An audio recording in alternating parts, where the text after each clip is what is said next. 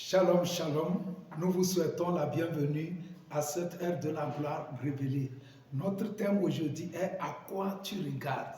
À quoi tu regardes. Nous lisons dans 2 Corinthiens 4, les versets 17 et 18. Là, la Bible dit, car nos légères afflictions du moment présent produisent pour nous, au-delà de toute mesure, un poids éternel de gloire, parce que nous regardons non point aux choses visibles, mais à celles qui sont invisibles, car les choses visibles sont passagères et les invisibles sont éternelles. Le grand apôtre, l'apôtre Paul, est en train de nous dire une vérité très capitale dont tu as besoin pour réussir en tant que croyant. Vous savez, ce que nous regardons nous gouverne, ce que nous regardons nous influence. Il suffit de prendre un fermier.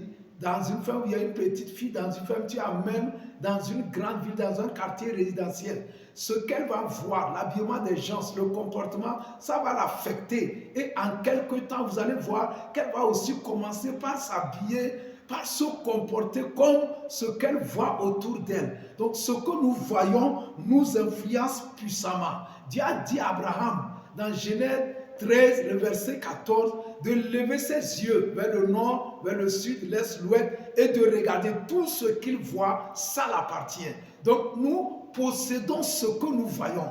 Nous sommes influencés, impactés par ce que nous voyons. C'est pourquoi l'apôtre Paul dit ici, surtout dans le verset 18, que nous ne regardons pas aux choses physiques.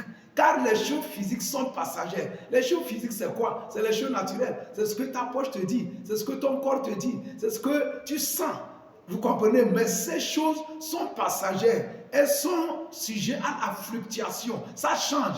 Mais il dit que nous regardons aux choses spirituelles qui sont éternelles. Donc, qu'est-ce que tu regardes? Tu dois regarder aux choses spirituelles. Les choses spirituelles, c'est quoi? C'est la parole de Dieu. C'est les promesses de Dieu. Donc, quand tu te concentres et tu regardes à ce que Dieu a dit, ça va t'affecter. Jean 1,14 dit, et la parole a porté chair. Elle est devenue chair. Donc, si tu te concentres, tu regardes aux choses que Dieu t'a promis, que ce soit pour cette année, ce qu'il t'a dit qu'il va faire dans ta vie, les promesses qu'il t'a faites, tu te concentres sur ces promesses, elles vont finir par se manifester, par te gouverner, par t'influencer. Vous comprenez? Tu peux être malade, mais ne regarde pas la maladie.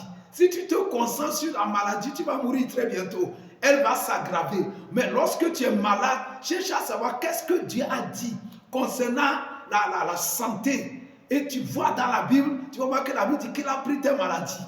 La Bible dit qu'il a été blessé pour que toi tu sois guéri. Si tu te concentres sur ces paroles et tu les médites, ça va t'influencer. Même ces paroles vont aller chasser le mal qui est dans ton corps et très bientôt tu vas te rétablir. C'est comme ça. Qu'est-ce que tu regardes? Il faut regarder aux promesses. Il faut regarder à ce que Dieu a dit. C'est pourquoi dans Josué 1, le verset 8, la Bible dit que ce livre de la loi ne s'éloigne point de ta bouche. Médite-le chaque jour et chaque nuit. Ça veut dire pense à la parole de Dieu, pense aux promesses de Dieu, pense à ce que a dit, ce que Dieu a dit. Au fur et à mesure que tu penses à ça, ça va influencer tes pas, influencer ta vie, influencer tes décisions, influencer tout ce qui te concerne, et tu vas voir que sous peu, ta vie va changer. Dieu veut que tu brilles, Dieu veut que tu réussisses, mais tu dois comprendre ce secret. Ne regarde pas les problèmes que tu es en train de vivre, non.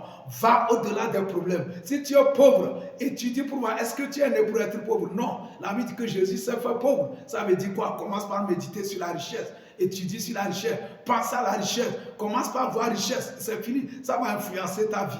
Praise the Lord. Donc, là où tu veux arriver, ce que tu veux devenir, cherche une image de la chose. Regarde-la à chaque fois. Médite à ça. Si tu ne trouves pas, va dans la parole. Toutes les promesses qui sont dans la parole, c'est des promesses positives. C'est des promesses de victoire. C'est des promesses de gloire. C'est des promesses de succès. C'est des promesses d'exploit. Et quand tu médites, toi qui étais faible, une force va commencer par rentrer en toi. Et sous peu, tu vas devenir un autre homme. Que tu le veuilles ou pas, ce que tu vois t'influence. Tu dois commencer par voir bien. C'est pourquoi souvent Dieu demande au prophète, que vois-tu? Il a dit à Zacharie, qu'est-ce que tu vois? Il a dit à Jérémie, qu'est-ce que tu vois? Parfois il a dit, tu as bien vu. Ça veut dire qu'on peut mal voir. Mal voir, c'est ne pas voir comme Dieu veut qu'on voit. C'est voir autre chose que ce que Dieu veut. C'est voir le contraire du plan de Dieu pour toi. Celui qui t'a créé, c'est Dieu. Il veut que tu vois ses promesses. Concentre-toi sur les promesses de Dieu. Regarde-les, médite-les. Elles vont transformer ta vie.